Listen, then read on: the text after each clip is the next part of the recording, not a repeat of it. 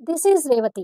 Video చూస్తున్న వారికి likes, కామెంట్స్‌తో support చేస్తున్న వారికి థ్యాంక్ యూ సో మచ్. 'ఓ ప్రేమ ఓ పగ' ఎపిసోడ్ నంబర్ 268. లాస్ట్ ఎపిసోడ్‌లో శక్తికి దెబ్బ తగులుతుంది కదా! ఆ తర్వాత నుంచి స్టోరీ కంటిన్యూషన్. శక్తికి ఉండే కొద్దీ తనకి ఆ దెబ్బతో కళ్ళు తిరుగుతుంటే వాళ్ళని ఎదిరించలేక వాళ్ళ చేతిలో కెమెరాని చూసి కంగారు పడుతుంటే రౌడీ ఆ కెమెరాని అక్కడున్న బోర్డు వైపుకేసి విసురుతాడు. ఆ కెమెరా వెళ్ళి ఆ బోర్డుకి తగలబోతుండగా క్షణంలో అక్కడ డోర్ తెరుచుకున్నట్టుగా గట్టిగా సౌండ్ రావటం, ఆ కెమెరా ఏ మాత్రం డ్యామేజ్ కాకుండా ఒకరి చేతులకి చేరడం జరిగిపోతుంది. ఆ కెమెరా పట్టుకుంది ఇంకెవరో కాదు, సామ్రాటే. కెమెరా సేఫ్‌గా సామ్రాట్ చేతిలో పడగానే శక్తి ఊపిరి పీల్చుకుంటుంది. కానీ కెమెరాని క్యాచ్ చేసిన సామ్రాట్ శక్తి అలా రక్తంతో కనిపిస్తుంటే కంగారు పడుతుంటాడు. రేయ్! ఎవ్వడ్రా నువ్వు? అంటూ ఆ రౌడీలు సామ్రాట్ దగ్గరికి రాబోతుంటే అంతలోనే అక్కడికి పోలీసులు ఎంటర్ అయి సామ్రాట్ మీదకి వెళ్ళబోతున్న ఆ రౌడీలకి అడ్డు వెళ్ళి వాళ్ళని 2 దెబ్బలు కొట్టి పట్టుకుంటారు. సామ్రాట్ కెమెరాని పట్టుకొని శక్తి అంటూ దగ్గరికొచ్చేసరికి శక్తి అప్పటికే బ్లడ్ లాస్ అయి స్పృహ కోల్పోబోతుంది. శక్తి అంటూ సామ్రాట్ తన్ని ఒడిలోకి తీసుకొని రక్తమయం అయిన తనని చూసి భయపడుతుంటాడు. 2 గంటల తర్వాత హాస్పిటల్ బెడ్ మీద పడుకున్న శక్తి నిదానంగా కళ్ళు తెరిచి స్పృహలోకి వస్తుంది. కళ్ళు తెరిచిన శక్తికి తనకు ఎదురుగా నిలబడిన సామ్రాట్, సామ్రాట్‌కి వెనుకగా నిలబడిన రాజశ్రీ, వినోద్, చరిత, ప్రభావతి గారు, విక్రమాదిత్య గారు కనిపిస్తుంటారు. తను స్పృహలోకి రావడం చూసి సామ్రాట్‌తో సహా అందరూ సంతోషపడుతుంటారు. వాళ్ళ అందరిని చూసి శక్తి కూర్చోబోతుంటే సామ్రాట్ తనకి సహాయంగా పట్టుకొని బెడ్ రెస్ట్‌కి ఆనిచ్చి కూర్చోబెడతాడు. ప్రభావతి గారు దగ్గరికి వచ్చి తనని పట్టుకొని, "అమ్మ శక్తి, కళ్ళు తిరగటం తగ్గిందా?" అని అడుగుతుంది. "తగ్గిందమ్మా" అంటూ నుదుటికి కట్టిన కట్టు చూసుకొని, గాయం దగ్గర కాస్త నొప్పిగా ఉంది అని అంటుంది.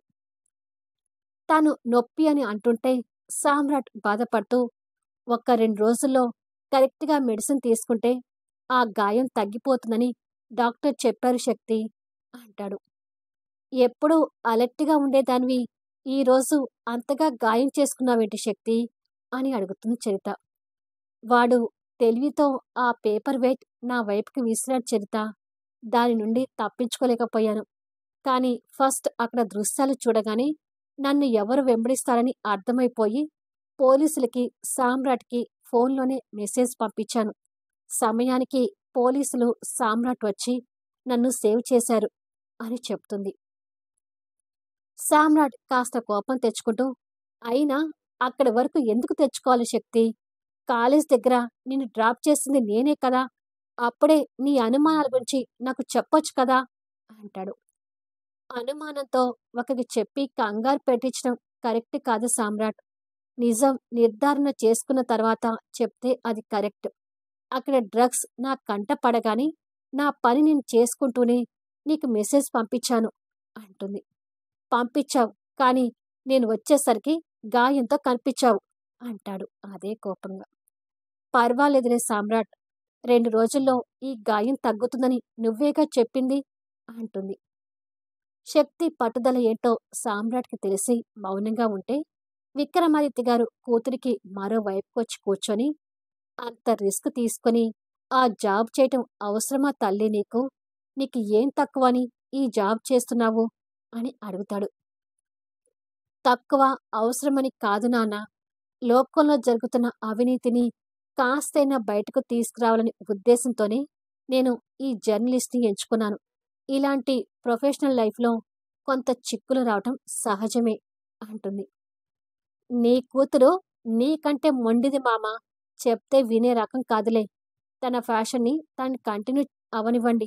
తన కోరికని కాదని మనం తనకి అడ్డుపడకూడదు" అంటాడు సామ్రాట్. "అది సరే కానీ పోలీసులు ఆ రౌడీని కస్టడీలోకి తీసుకున్నారా?" అని అడుగుతుంది శక్తి. "తీసుకున్నారు వదినా. ఆ కాలేజీ యాజమాన్యానికి కూడా అదుపులోకి తీసుకున్నారు. ఒకసారి టీవీ చూడు అంటూ వినోద్ అక్కడ ఉన్న రిమోట్ తీసుకొని ఎదురుగా ఉన్న టీవీ ఆన్ చేస్తాడు. న్యూస్ ఛానల్లో శక్తి తీసిన వీడియోస్, ఫొటోస్ టీవీలో టెలికాస్ట్ అవుతూ రౌడీలని, కాలేజీ యాజమాన్యాన్ని అదుపులోకి తీసుకుని కాలేజీ అంతా తనిఖీ చేస్తున్నారు. పట్టుబడిన రౌడీలకి ఆ డ్రగ్‌కి ఉన్న సంబంధం ఏంటి అనేది కూడా పోలీసులు ఆరా తీస్తున్నారు అంటూ న్యూస్‌లో వస్తుంటే, శక్తి ఆ న్యూస్ చూసి సంతోషపడుతూ, సమయానికి నువ్వొచ్చి కెమెరాని క్యాచ్ చేసావు సామ్రాట్. ఆ కెమెరా లేకపోతే ఈ న్యూస్ అంతా కరెక్ట్‌గా బయటకు రాకపోయేది అంటుంది.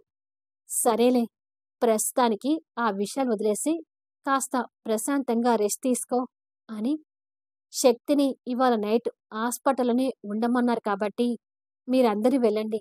శక్తి దగ్గర నేనుంటాను అంటాడు సామ్రాట్. సరే సామ్రాట్, శక్తిని జాగ్రత్తగా చూసుకో అని అందరూ చెప్పి అక్కడి నుండి వెళ్ళిపోతారు. నాకు గాయమైందని పింకీకి తెలిసిందా సామ్రాట్ అని అడుగుతుంది. తెలిసింది. చాలా బాధపడుతుంది. బావ వాళ్ళు మన ఇంట్లోనే ఉండి పింకీని చూసుకుంటున్నారు అని సామ్రాట్ అంటూ ఉండగా, సామ్రాట్ అంటూ ఒక పిలుపు వినిపిస్తుంది. ఇద్దరూ అటువైపుగా చూసేసరికి భరత్ సౌమ్యతో కలిసి అక్కడ కనిపిస్తుంటాడు.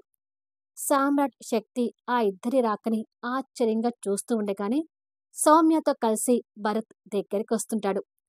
కానీ శక్తిని ఫేస్ చేయలేక భరత్ ఇబ్బంది పడటం భరత్ మొహంలో కనిపిస్తూనే ఉంటుంది.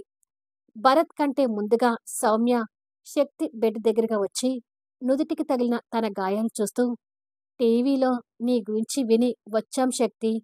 ఇప్పుడు ఎలా ఉంది? డాక్టర్స్ ఏమని చెప్పారు అని అడుగుతుంది.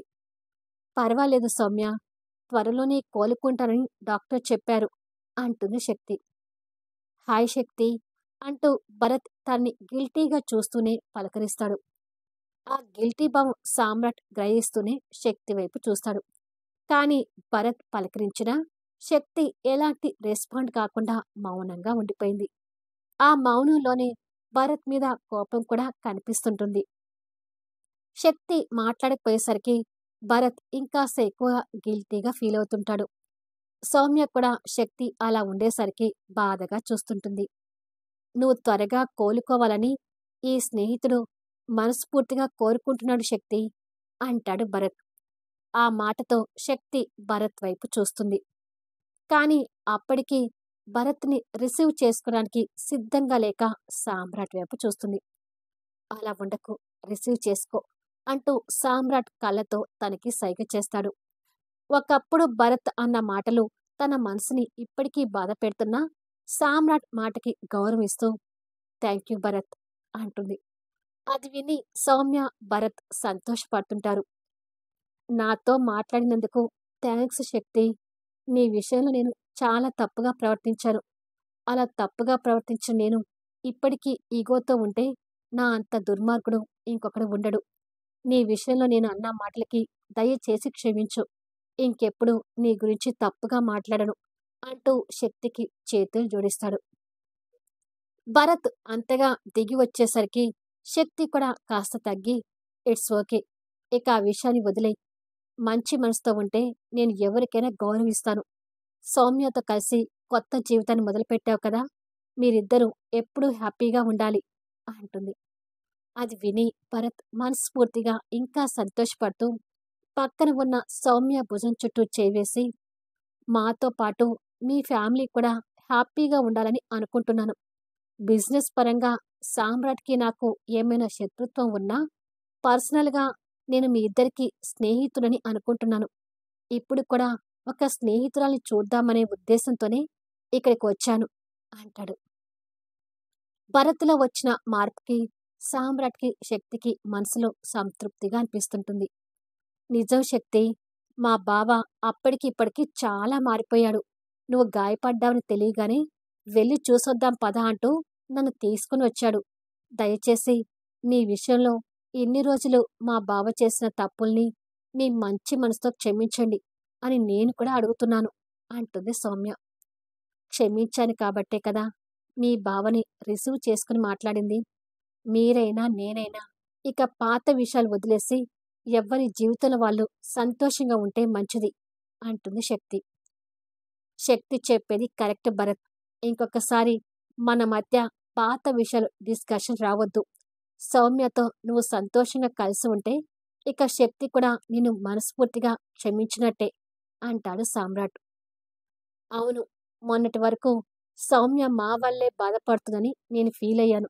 సౌమ్య సంతోషంగా ఉండేటట్టుగా నువ్వు చూసుకుంటే నువ్వు అన్న మాటలు నేను పూర్తిగా మర్చిపోయి నేను కూడా నిన్ను ఒక స్నేహితుడిగా భావిస్తాను భరత్ అంటుంది శక్తి. థ్యాంక్ యూ శక్తి.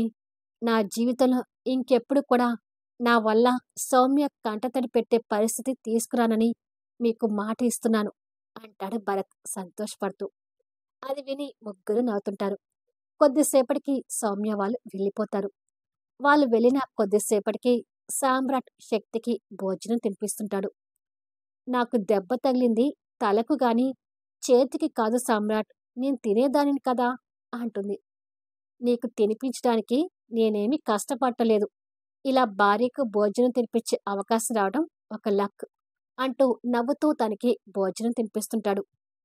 "హ్మ్, నీ పగతోనే కాదు, నీ ప్రేమతో కూడా నన్ను చంపేస్తున్నావు" అంటూ సామ్రాట్ ఇష్టంగా పెట్టే ముద్దలు సంతోషంగా తింటూ ఉంటుంది. అలా సామ్రాట్ తన్ని చాలా కేరింగ్‌తో చూసుకుంటూ ఉంటాడు. మరుసటి రోజు మధ్యాహ్నం పోలీసులు అన్ని కాలేజీలోనూ డ్రగ్స్ తనిఖీలు చేస్తున్నారు అంటూ టీవీలో వస్తుంటుంది. ఆ న్యూస్ చూస్తున్న వివేక్ కోపంతో రగిలిపోతూ, ఛ! ఈ శక్తి నన్ను ఇంకొకసారి నాశనం చేసింది. అక్కడ డ్రగ్స్ పడేసరికి అన్ని కాలేజీలను తనిఖీ చేస్తున్నారు. ప్రతిసారి ఈ శక్తి నాకు తలనొప్పిగా మారిపోతుందమ్మా అంటాడు ఎదురుగా ఉన్న తల్లిదండ్రులను చూస్తూ. అది మన కుటుంబానికి పట్టిన శనిలా ఉంది. ఏదో ఒకటి చేసి చిన్నప్పుడే తన గొంతు నులిమి చంపేసుంటే పీడ పోయేది అంటుంది గాయత్రి. తనని అలా చంపడం కాదు గాయత్రి, బతికి ఉండగానే చస్తూ ఉండాలి. రాజకీయాల్లో నేను ఒక వెలుగు వెలుగుతుండగా నా రాజకీయ జీవితాన్ని పూర్తిగా నాశనం చేసింది. ఇలా ప్రతిసారి మన విషయంలో తలనొప్పిగా మారుతూ మనల్ని నాశనం చేస్తూనే వచ్చింది అంటాడు చంద్రమౌళి.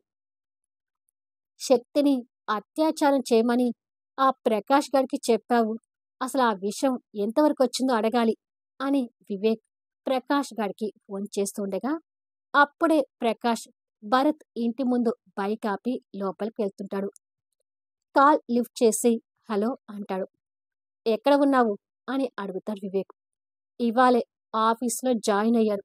ఇంట్లో ఫైల్ ఒకటి ఉంది, తీసుకురమ్మని భరత్ సార్ పంపిస్తే భరత్ వాళ్ళ ఇంటికి వచ్చాను అని మాట్లాడుతూ లోపలికి వచ్చేసరికి చీరకట్టులో అందంగా ఉన్న సౌమ్య అక్కడ ఉన్న ఫ్లవర్ వాస్ని క్లాత్తో క్లీన్ చేస్తుండగా వాడి చూపు సౌమ్య మీద పడుతుంది.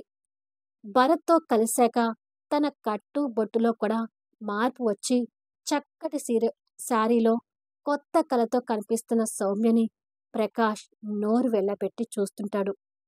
ప్రకాష్ వచ్చింది చూసుకొని సౌమ్య తన పనిలో తను ఉంటుంది. ప్రకాష్ కోరికతో తన నడుముని చూస్తూ, ఇన్నాళ్ళు ఈ అందాన్ని నేను ఎలా మిస్ అయ్యాను అని అనుకుంటూ ఉండగా, హలో ప్రకాష్, లైన్లో ఉన్నావా అంటూ అటు నుంచి వివేక్ మాటలు వినిపిస్తుంటాయి. మళ్ళీ నెక్స్ట్ వీడియోలో కలుద్దాం. ఆ తర్వాత ఏం జరగబోతుంది? ప్రకాష్ కన్నింగ్ చూపులు సౌమ్య కనిపెడుతుందా? ప్రకాష్ నుంచి సౌమ్యకి ప్రమాదం పొంచి ఉందా? తెలుసుకోవాలి అంటే అద్భుతమైన సన్నివేశాలతో, ఆసక్తికరమైన మలుపులతో కథా వీడియోస్ని మిస్ కాకుండా చూడండి. కథ నచ్చితే లైక్ చేయండి, కామెంట్ షేర్ చేయండి, సబ్స్క్రైబ్ చేసుకుని ఛానల్ షేర్ చేస్తూ సపోర్ట్ చేయండి. Thanks for listening.